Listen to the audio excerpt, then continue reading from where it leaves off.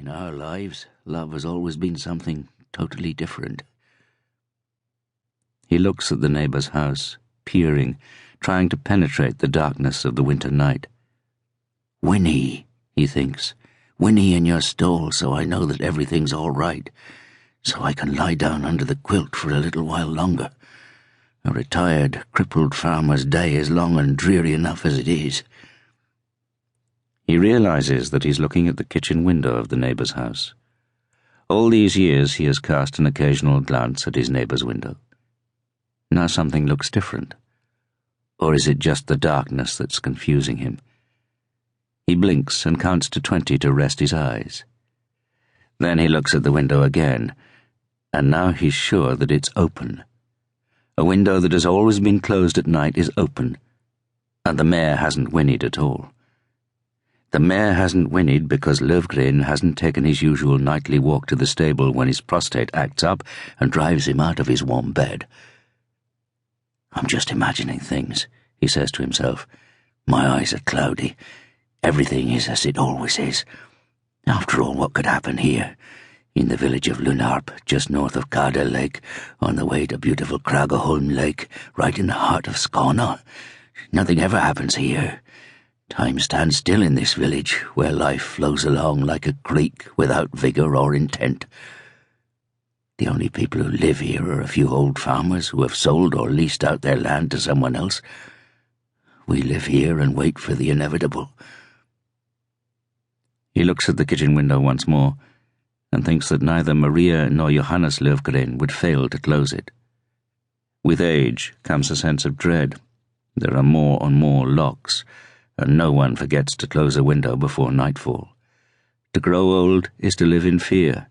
The dread of something menacing that you felt when you were a child returns when you get old. I could get dressed and go out, he thinks, hobble through the yard with the winter wind in my face up to the fence that separates our properties. I could see close too that I'm just imagining things. But he doesn't move. Soon Johannes will be getting out of bed to make coffee.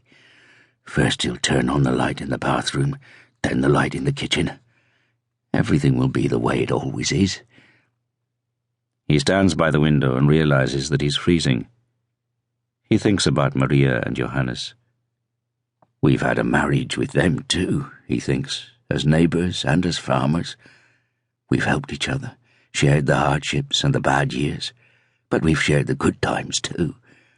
Together we've celebrated midsummer and eaten Christmas dinner. Our children ran back and forth between the two farms as if they belonged to both. And now we're sharing the long, drawn-out years of old age. Without knowing why, he opens the window, carefully so as not to wake Hannah.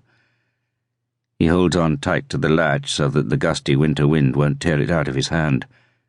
But the night is completely calm, and he recalls that the weather report on the radio had said nothing about a storm approaching over the Skånian plain. The starry sky is clear, and it is very cold. He's just about to close the window again when he thinks he hears a sound.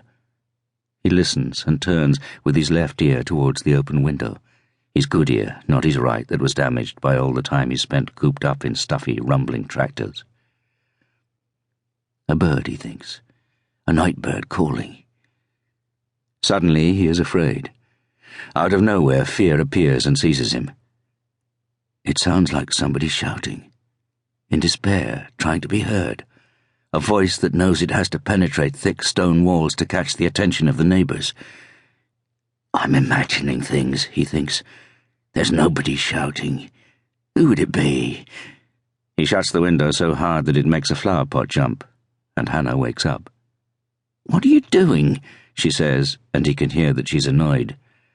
As he replies, he feels sure. The terror is real. The mare isn't whinnying, he says, sitting down on the edge of the bed, and the Löfgren's kitchen window is wide open, and someone is shouting. She sits up in bed. What did you say? He doesn't want to answer, but now he's sure that it wasn't a bird that he heard. It's Johannes or Maria, he says. One of them is calling for help. She gets out of bed and goes over to the window. Big and wide, she stands there in her white nightgown and looks out.